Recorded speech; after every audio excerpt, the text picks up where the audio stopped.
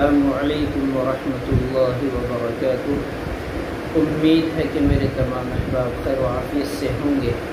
میرے عزیزوں، پیارے بھائی بزرگوں، دیکھیے عام طور پر کچھ ہماری ماں بہنیں ایسی ہیں کہ جن کے بچے زندہ نہیں رہتے، بچے مر جاتے ہیں، اکثر یا تو 4-5 مہینے پیٹ کے اندر ہی، 7 مہینے 8 مہینے، یا بچہ پیدائش کے فوراً بعد، مہینے بعد، 2 دن بعد، 4 دن بعد مر جاتا ہے۔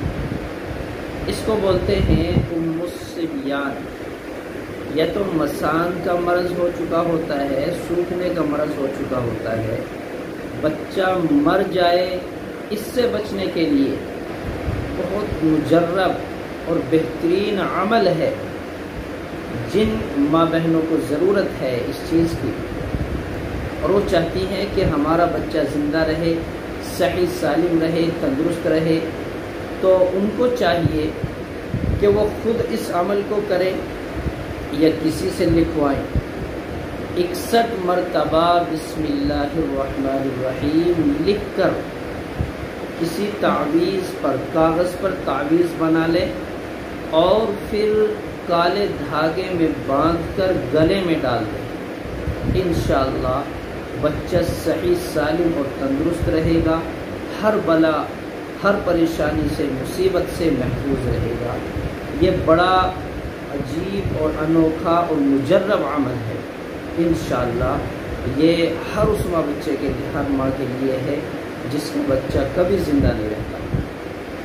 کئی سال پہلے، تقریباً 8 سال پہلے، ایک عورت نے آ کر مجھ کو شکایت کی کہ 8 مرتبہ بچے مر چکے۔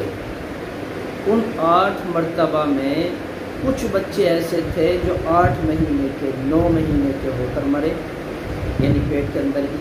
کچھ بچے ایسے تھے جو پیدائش کے کئی مہینے بعد مر گئے، یعنی کہ اس کا کوئی بچہ زندہ نہ رہا۔ جب سے شادی ہوئی ہے اس وقت تک 8 بچے اس کے ختم ہو چکے تھے، یعنی 8 حمل ضائع ہو چکے۔